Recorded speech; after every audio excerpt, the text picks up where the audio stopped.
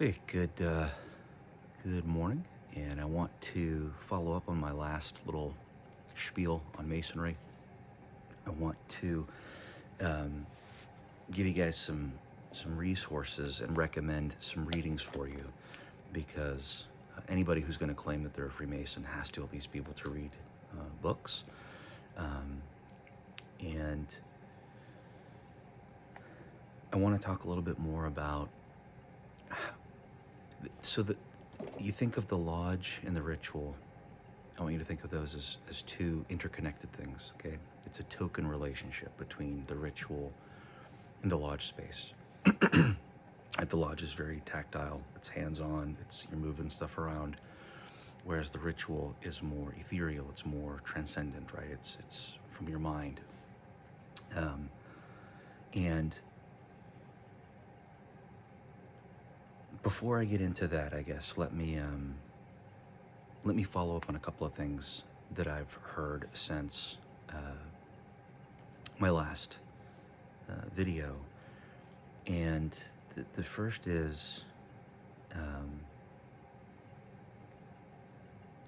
I've spent the last 12 years, I've been a Mason for almost 15 years, but I mean, the last 12 or so years has been me working at Freemasonry, like studying it, trying to figure out the best way to teach it, because it's these little books, these are like little treasure maps. If you want to make it kind of fun and poetic, you you read the various bits of the lectures and the charges and the obligations and such, and it gives you little clues as to what you should be looking for and what you need to understand it. And it'll sound a little weird. I don't mean it to be super mystical, but the ritual will teach you how to learn about it.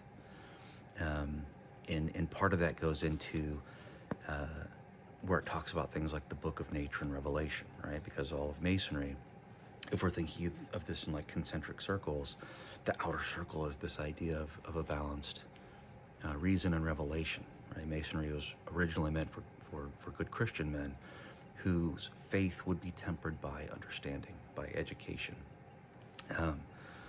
And so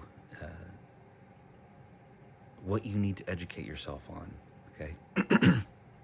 And I heard this saying, and I like it. It's, I can explain these things to you, but I can't understand them for you. You have to want to understand Freemasonry. And I'm not going to be like those guys who say stupid crap like, no man speaks for all of Masonry. These are just my opinions, blah, blah, blah. Okay, well, first of all, those people are idiots. Tell them so. Because by saying that no man speaks for all of Masonry, guess what they've just done? They've literally just spoken for all of Masonry. But also, whenever someone's telling you that it's just their opinion, you can just throw that in the trash. Who cares? Okay? Men should spine up a little bit, and they should be able to provide some assertion. They should be able to provide some idea that they have that can be engaged with. Okay? So you go to these Scottish Rite lectures, and these idiots are like, these are just my opinions. Okay, well then who cares, right? So what? These are not just my opinions, okay? I'm telling you what Masonry is, not because I'm some genius, but because Masonry is, like, it's based off geometry. So there's a proof to it. And real Masons, true Masons, can prove their work, okay? And I'll try not to do too many tangents here, but, it just goes into geometry.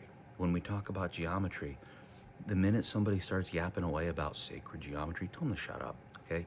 It's not about sacred geometry. Geometry is sacred because it comes from God. That's it, okay? All their little stupid squiggles and drawings, so what? These idiots with their little flower of life, great, good for you, okay? All you need to know is geometry is sacred because it comes from God, per the Masonic context, all right? But it's not just geometry. It's not just, again, you're not just pulling a book off the shelf of like high school math. It's geometry as taught by Euclid. And that's important. That's specific. Okay, the 47th proposition of Euclid is the final proposition in the first book of Euclid. So a Mason should be, I'm not saying you have to be some geometric whiz and you have to be able to do every single proof, but a Mason who's not conversant in Euclid's elements, at the very least, like if you don't understand what the book is and how it works and how it's a progressive system, right? Each proof uses the proof before it to build up into more advanced proofs. Okay, it's a progressive science, right? If you don't understand that, then shut the hell up. You're not a Mason, you're a fake, okay? And what's more than that is, the reason Euclid's Elements is important is because this isn't about teaching you, how to draw shapes or how to, it's not about teaching you how to, make squares and triangles. Euclid's Elements is studied because it teaches you logic. This is a book of logic, okay? It's not like another geometry book where, again, you're pulling some a geometry book off the shelf, and it's teaching you, okay, here's how you, inscribe the circle on a square, and that stuff happens in here, but it does so in a very specific way. And that way, if you follow it, if you learn about it, it's going to help you develop a logical way of thinking, okay? And gosh, so I've just covered a whole bunch of stuff, I feel like, and I hope it's not too random, but I really want to stress the points that I'm telling you what Masonry is about. If you care, you'll learn, and I promise you, you're gonna see it. Okay, it's like a Rubik's cube, right? I can solve it for us, but if you want to understand it, you ultimately have to do it yourself, and that involves reading and understanding, and most of all, it involves taking all of the little hints and all of the little guide stones in these books, right? And so you have all of this disparate data and information, and what the Mason's job is to take all of that and aggregate it into an integrated whole, right? Then you can finally understand how all of these different things work together to make what Freemasonry is. What is Freemasonry? An academic religious tradition, a system of Trinitarian Christian morality veiled in Socratic philosophical allegory and illustrated by Euclidean geometric symbols. That's what Freemasonry is, okay? I don't want to rag on it too much, but again, you have to understand the fraternity is not the same as Freemasonry. The fraternity is garbage, and the fraternity is to include all of the side orders and the rites. I mean, the rites. Freemasonry is just 3 degrees as we know it today, and as you track that back, it gets less. It doesn't get more, right? Originally, Freemasonry would have been like a single event at 1 degree. The idea that it branches out into 33 more, or 32, however you want to see it, is complete nonsense. And the reason you need things like the rites is because, I'm sorry, the guys are too stupid to understand the universal, abstract, transcendent contents of these books. And these books were published by modern companies, but what these books contain goes beyond what's physically written in the book. Okay, we're talking about the virtues, we're talking about the liberal arts, we're talking about things that transcend the words that are used to present these messages, okay? If you're too dumb, and I mean that seriously, you have to be really lazy, and you have to be willfully stupid to screw this up so badly that you need an extra 32 degrees, okay? Or whatever, I'm using the Scottish Rite because it's the people love to talk about it. They feel they say it's the University of Masonry, which is a complete joke. Okay, the higher up you go in terms of Masonic degree, the dumber you can bet these people are. Watch something like 33 and Beyond. Okay,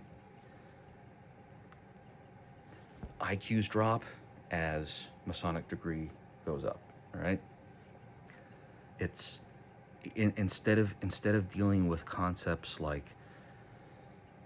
the Great Lights or the idea of beauty, truth, and goodness, which is also ultimately where wisdom, strength, and beauty comes from. Instead, the rites have to spell everything out for you, okay? It's like an adult's Aesop's fables, right? So the pelican feeds the babies from its own breast, and that means charity. That's the kind of crap you get in the rites. They've completely bastardized any philosophical, theological ideas.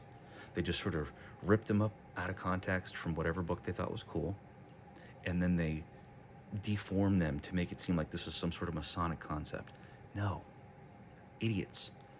You don't learn about Masonry by reading about Freemasonry, okay? You learn about Freemasonry by reading books that Freemasonry is built off of, the dialogues, the elements, the Bible, okay? There is no Freemasonry without the Holy Bible, all right? Jews, Muslims, absolutely welcome. They're monotheists, right? We share the same books, okay? Buddhists make no sense. Pretty much all the other religions make no sense, but fine. But the deal here is that Masons are supposed to be men who already have a faith. And this is the other part that the rites completely screw up. The rites just make it some, again, a blank check for whatever stupid ass idea you have about your supreme being. Oh, it's a math equation, or it's the Force from Star Wars, or my supreme being is this little crystal, okay? Oh, great, welcome in, right? Welcome to the Scottish Rite, welcome to the York Rite. I went through the Knights Templar program, I guess you'd call it, and you had Buddhists and you had Muslims who were like swearing their oath to defend the Christian faith against all others, and so it's just so fantastically stupid. All right, enough of that for now. Let me get into, again, I want to go back to Reason Revelation. I want to go back to the way that lodges are set up with regard to the actual lodge space and the ritual that occurs in that lodge space, okay? There's 2 books you must read. Again, these aren't my opinions. This is where all of the Masonic concepts come from. The first book I would have you read is called The Book of the Order of Chivalry, all right? You read this book and then read your first degree. Same thing, okay? That's because Freemasonry is, if we look at a historical timeline, Freemasonry is a symbolic order. The symbolic orders came out of the chivalric orders, okay? And we talk about chivalry, chivalry is mentioned a lot, okay, in the higher degrees, but if you are not an idiot, you already see what's going on in the Blue Lodge, okay? When you think about chivalry, you are thinking about Ramon Lull is who you're thinking about, okay? Chivalry comes out of like 3 or 4 sources, circa late 1200s, okay? Ramon Lull is the guy who literally wrote the book on what chivalry is. And his Book of the Order of Chivalry is nothing less than the initiation of a squire into knighthood. And just like a Freemason, he must love and fear God. He must be, he has to be investigated to make sure that his soul is true. He has to go through a proficiency. He has to go through a period of study, okay? All of the things we do as Masons, this is what squires were doing for their knights. So people always want to make some connection between Templarism and Masonry. Okay, no, there is no physical connection, all right? Born in Blood is a dumbass book, all right? I'm sorry. But if we want to be, again, poetic, if we want to give some space here, the Mason is a spiritual knight, okay? There is that, I'm fine if you guys want to play into the Templarism. It's not Freemasonry. In fact, Lull wanted to end the Templars. But if we have to play that game, then yes. Masons are spiritual knights is what they are, okay? Christian spiritual knights. And Masons talk about the social and moral virtues. Well, guess where those are explained? Ramon gives them to us, right? The knightly ethos is rather it's a warrior ethos, a Christian piety, and basically social etiquette, okay? And one of the important things with Lulla is he's constantly telling us how important it is to study. He's constantly telling us how important it is that knights need to be more than just strong sword arms, okay? And he talks about how knights should be best friends with clerics, because clerics, those are supposed to be like the educated people, right? Those are the people who can teach you things. And a knight is the knight's, the knight's faith, which would serve him on the battlefield, is supposed to be tempered with the learning he gets from the cleric. And that's, again, this is what Masonry is all about. Masonry is all about taking your rough beliefs and squaring them with reason, okay? The idea behind this, I think Aquinas might be the best. It really begins in Augustine, but Aquinas might be the best person because he makes it so explicit. Philosophy is the handmaid to theology. You need philosophy if you're going to properly interpret theological texts. And this even goes back to people like Proclus. Proclus would have you study Euclid. And why did you study Euclid for Proclus? Because studying Euclid helped you develop that logical philosophical thinking so that you could study the next book that you need to read, which is the Timaeus, okay? All of our, maybe not all, but the majority of our symbols, the square, the compass, all these things, comes from the Timaeus, okay? What's a square and compass? It's two triangles. You know what the universe is made out of? You know what the great architect, Plato's great architect in the Timaeus, creates the universe out of? Triangles. Do you know which triangles? A right angle triangle, and he gets playful in here, but basically it's either an equilateral or it's an isosceles, both of which, if you take Plato's two triangles and put them together, it's a trowel, is what it is. But all that aside, there's more to it than that. But you do need to read Timaeus if you want to understand Masonic symbols, all right?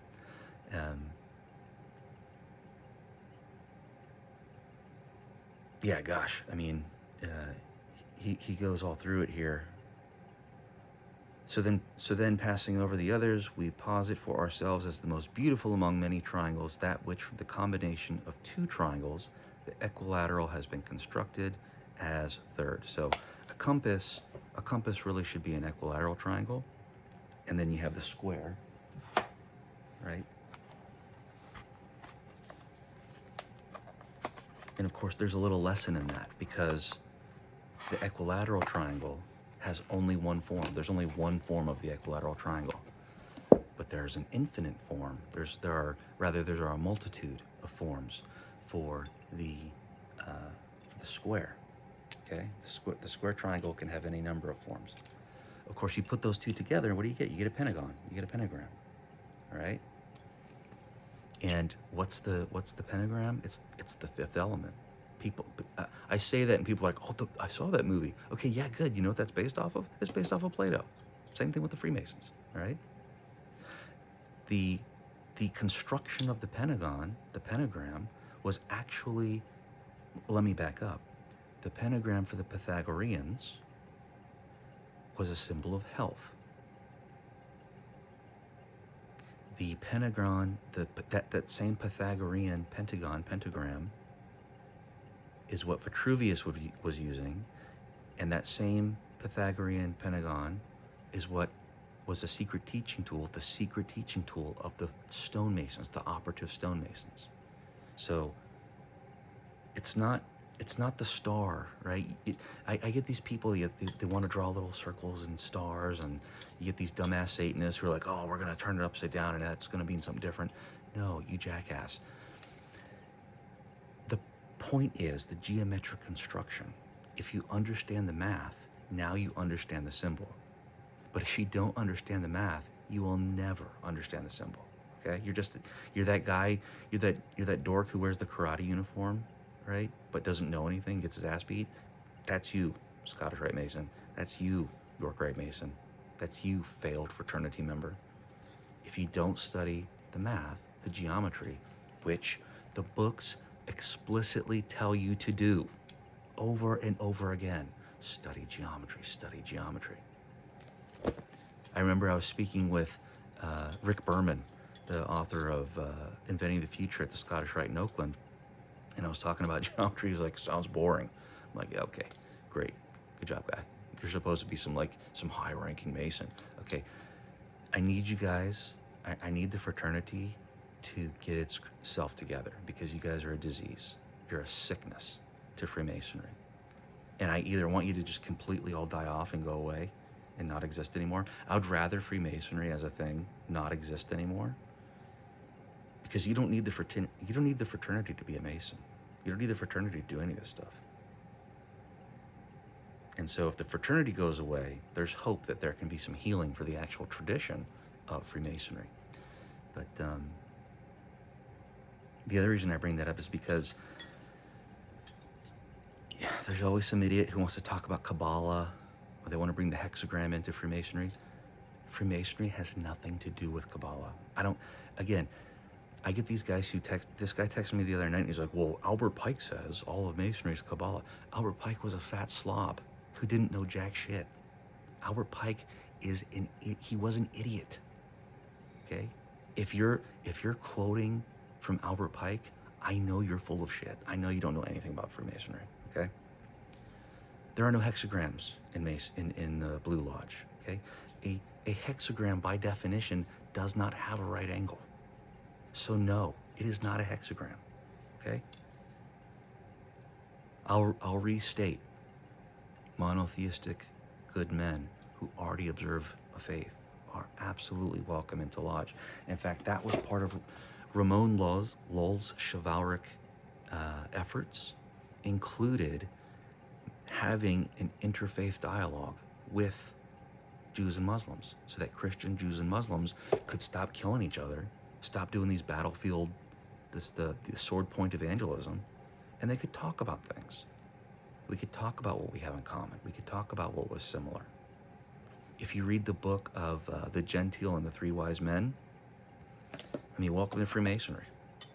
The book of The Gentile and Three Wise Men, you've got this basically an atheist wandering around, and he meets these three guys who are walking around having a conversation. It's a Christian, a Jew, and a Muslim, right? Maybe this is where the joke comes from, right? These guys walk into a bar. So the point of the story, though, is each one of these people talks to this man about faith. And at the end of the story, it's not disclosed which faith he's ultimately most convinced by. But he takes what they've said to heart, and he's going to go and decide which religious path to follow. But good.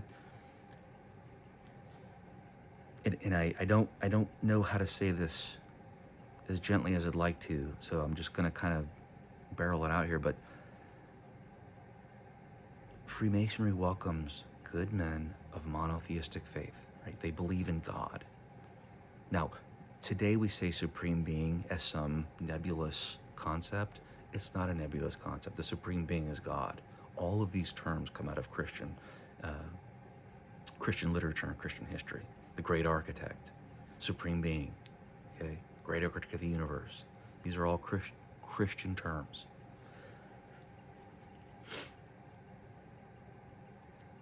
Non-Christians are welcome into the lodge, okay? But your beliefs are not. The lodge is a Christian space. You're learning about things with the Bible. The reason you have working tools on a Bible is because maybe you're supposed to be working with the Bible. Is that too difficult to understand? It shouldn't be. But for some people it is. And this is why we have, the altar now is just a dump. People just dump whatever crap they want on there. I've seen, I've seen degrees where people have like math books. I've seen degrees where people have uh, just the most random stuff up there, and and there have been times where I have to remind people, like, look, I'm not gonna, I'm not gonna stop the whole thing here because of your dumbass, irrelevant book choice. But at the very least, you need to have a Bible on the altar, right? Because there are no Masons made. You cannot be made a Mason. No man can be a Mason unless you're obligated on the Holy Bible. When people say the volume of sacred law, they mean the Holy Bible, okay? When the English emulation talks about the volume of sacred law, and then it goes on to talk about how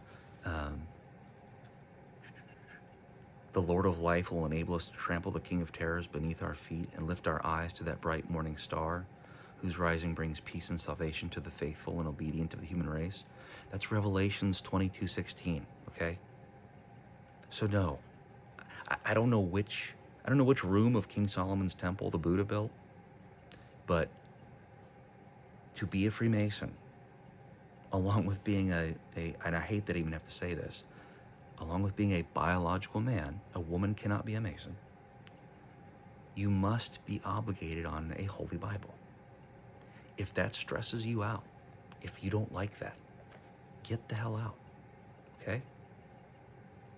You have to be there of your own choice, so you have to make that choice. Freemasonry is not about you. Freemasonry is not about being representative of you. Freemasonry is about you putting all of that aside because you freely chose of your own will and accord, your own free will and accord, okay? You chose to come into a lodge and become a Freemason. But of course, that's not what we see today. The fraternity is a bunch of idiots who can't understand that baby logic, and so they need the lodge to represent them. This is another reason why the lodge is so filled with reprobates and degenerates, right? These are people who, you know, maybe they went to church, right? And I know for sure Christianity, Judaism, and Islam, like, they don't support your special preferences, right? Your special lifestyle. So these guys retreat into a Masonic lodge because, hey, if you've got a pulse and you'll say yes to everything, you'll be made a Mason easy, no time flat, okay? But that's why the fraternity is such a cesspool. It's full of degenerates. It's full of these Promethean personalities who are desperate to become a god, but themselves are just, they're filth, right? Prometheus was a Titan, betrayed the Titans first so that he could help the winning side. Then he betrayed the gods to the humans. And what did Prometheus do to humankind? He polluted us. Now, instead of being human beings, we have the fire of the gods, and now we want to be more than what we're supposed to be. That's what Masons are like today. They don't want to learn. They don't just want to understand the tradition that they claim they want to be a part of. Now Freemasonry has to be about them. Now it has to be representative of them. Now it has to be about, secular humanism and Enlightenment ideals and all this other crap. That's not Freemasonry. That's the fraternity, which is a cesspool. It's a disease, okay? Back to the fun stuff. Back to the interesting stuff, okay? The square and the compass. This is why you need to read the Timaeus. And I'm going to go over this pretty quickly because you need to read it. Like, I can explain things to you, but I can't understand them for you. And so you think about the lodge as a giant isosceles triangle. Within, the lodge is an oblong, right? It's a parallelogram. But then within that, inscribe a triangle, because what you do is you start at the pillars, which is what? The heaven and the earth, reason and revelation, okay?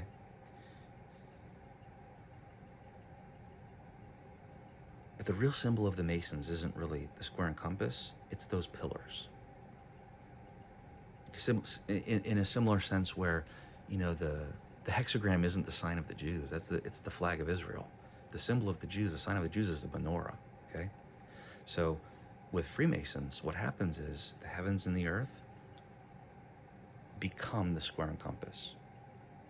Why do I say that? Well, again, because what we read in the Timaeus, the earth is cubical, the four corners of the earth, right? So the earth is square. Now, of course, this is all in symbolic talk.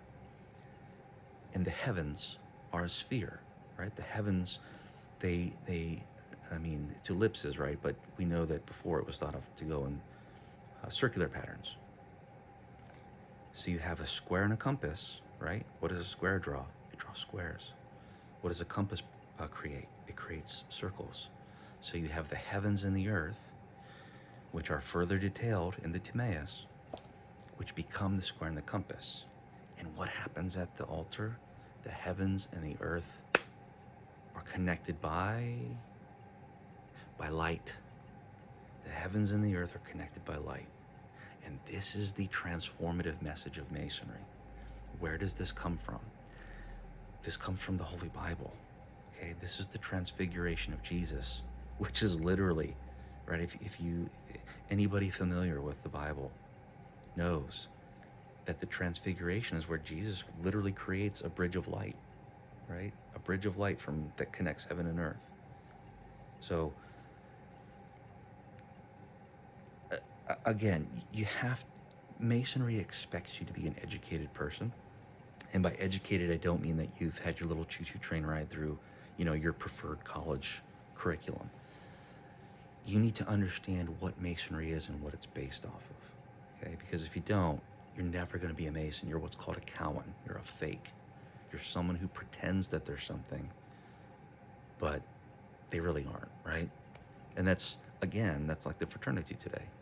I think perhaps the best example is, what is a woman? Oh, well, anything that wants to consider itself or identifies as a woman. What is a modern Mason? Anything that wants to identify as a modern Mason, right? There's absolutely no standard of truth. It's just whatever bullshit you want to throw in there. Oh yeah, you're a Mason too, right? Again, this is why the fraternity is a cesspool. It's disgusting.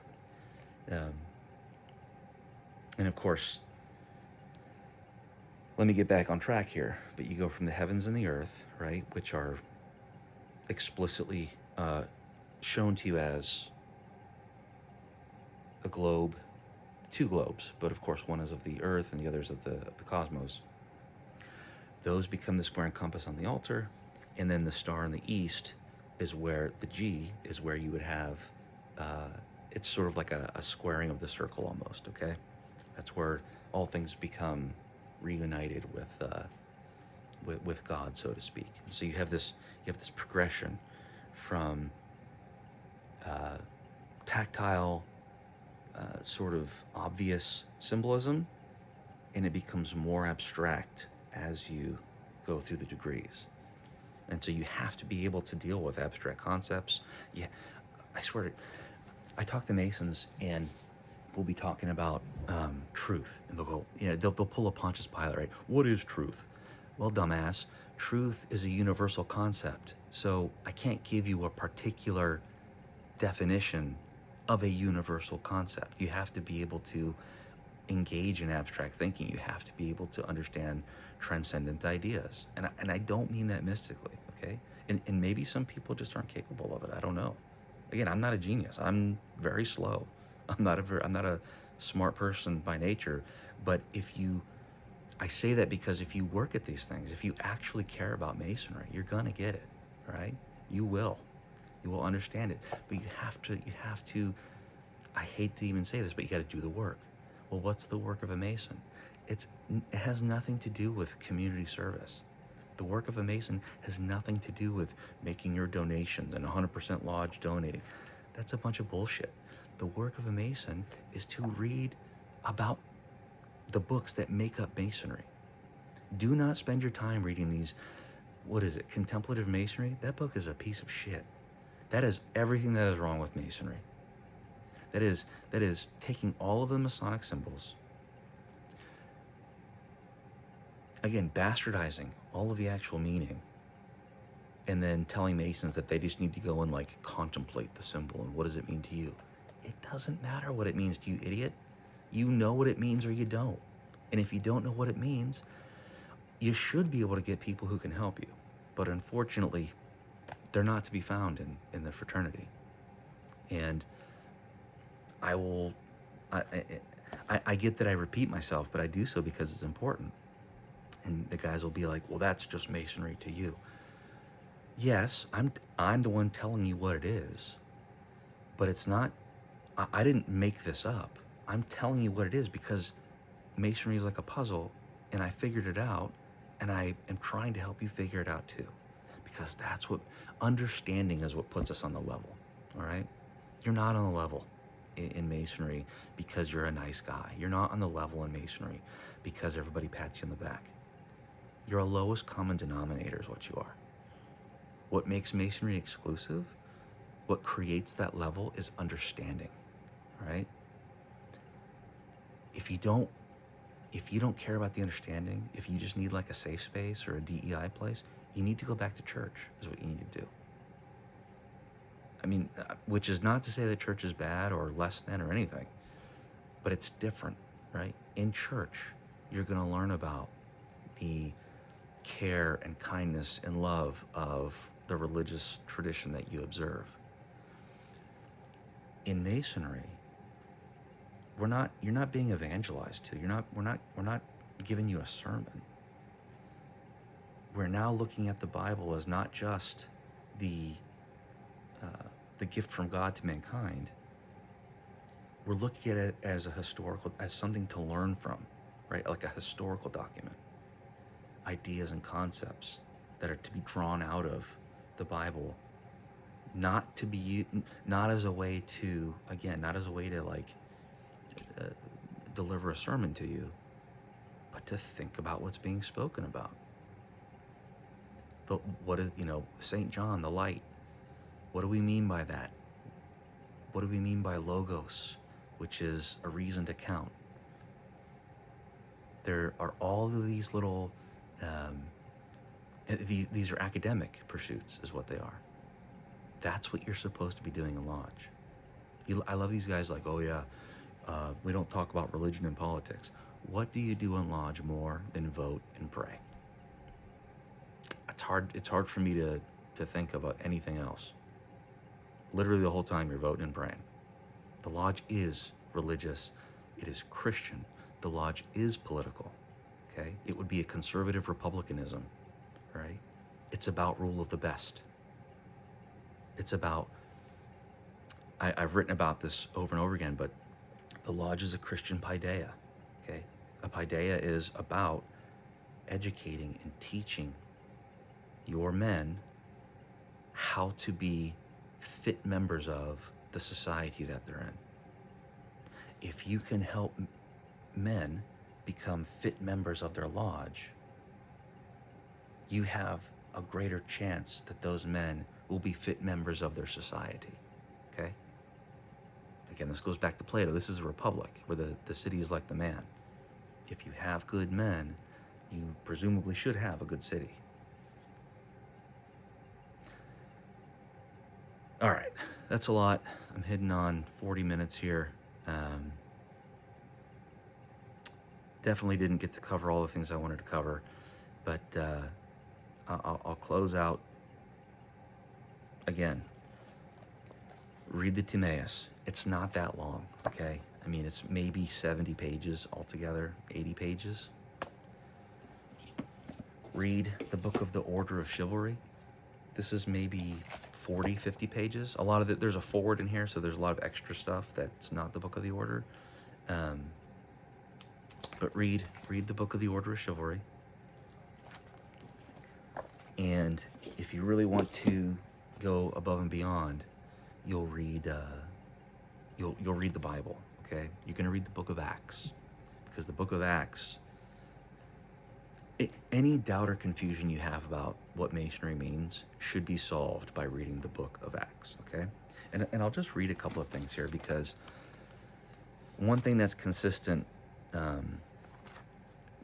in Masonry is this idea of going from darkness to light, okay? And this idea is not unique to Christianity by any means, right?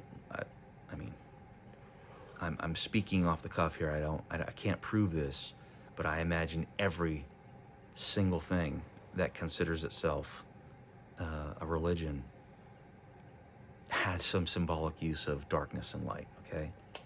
I mean, even you confused Buddhists in the lodge, right? Where, like, I think with Buddhism, the point is to snuff out the light, isn't it? But even so, it's not that this symbolism is unique to Christianity. It's not. But the way that it's used within Masonry is exactly the way it's used in Christianity, okay? And let me read this quote to you. It's Acts. It's chapter 26, verse 18, and it says, "To open their eyes and to turn them from darkness to light." Okay, sounds pretty familiar. If you're a Mason of any quality, you're like, oh yeah, I've heard that before. All right, well, let me go back to Plato. What does Plato say? This is in the Republic, Book 7. "Do you want us to consider now how such people will come to be in our city, and how, just as some are said to have gone up from Hades to the gods, will lead them up to the light?" And his interlocutor says, of course I want to hear that. Of course I do. And Socrates says, "This isn't, it seems, a matter of tossing a coin, but of turning a soul from a day which is a kind of night to the true day, the ascent to what is, which we say is true philosophy." Okay? So again, you must read the Bible. You must read Plato. Read the Timaeus. And if you want extra credit, read about how important the Timaeus was with regard to Christian metaphysics, okay? Christian Platonism is a topic unto itself that I can't get into right now, but that's all ultimately where a master Mason should be able to converse with regard to Christian Platonism, is where we should be. And we don't need research lodges. You don't need the rites. You don't need any of these dumbass appendant bodies and side orders and other clown shows. That's what the Blue Lodge is. The Blue Lodge is the research lodge. The Blue Lodge is the place to discuss religion, politics, philosophy, theology, mathematics, okay? If you're too dumb, fine. If you're too lazy, fine. You're the people who go to the rites. You're the people who need little spoon-fed stories about Jebediah and how he was building a whatever, okay? Freemasonry needs good men. We need spiritual knights, fully developed men who have the spine to support the brain that can actually function in a Masonic lodge. If you're too stupid let me rephrase that. If you don't care enough to educate yourself, okay, you shouldn't be a Mason.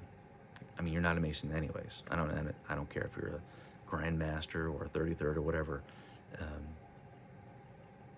If you feel like you just need a space to feel loved and accepted, go back to church, asshole. All right? Stop polluting our lodges.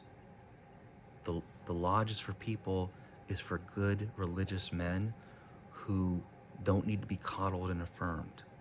The lodge is for men who want to be Freemasons, not who need Freemasonry to represent them. You're a drag on the lodge. You are a pollution to society, and you need to do better, okay? Ramon Lull, Book of the Order of Chivalry, Plato's Timaeus, the book of Acts. Any questions you have, I love to hear them. Actually, amidst all the whining about how, I should be more nice, et cetera, I did get some really good questions from the last video I posted. And so please, I'm going to keep kind of doing a scattershot approach here, right? Like I said, I couldn't possibly, there's absolutely no way I could explain Freemasonry to you in an internet video. But you guys just keep reaching out. If you want to whine and complain, fine. I'm not going to have much more to say to you. But again, if you disagree with me, give me the argument. Explain why. Don't just give me these dumbass one-liners like, well, Albert Pike said. I don't care about Albert Pike. He was an idiot. Nothing he said is worth anything. Okay? If you agree with me, awesome. Tell me why. What is it you agree with? Like, what about what I've said struck you such that you think, yeah, that's right?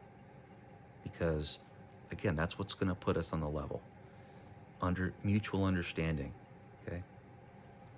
When I say 1 + 1 is 2, I understand that, and when you say 1 + 1 is 2, you understand that. But we don't understand that because, rather, you don't understand what that is because I'm telling you. You actually understand what that means. You understand the words, you understand how it works. We each have our own understanding of the same thing, and our understanding it confirms each other, okay? That's what Masonry is. That's what the level is.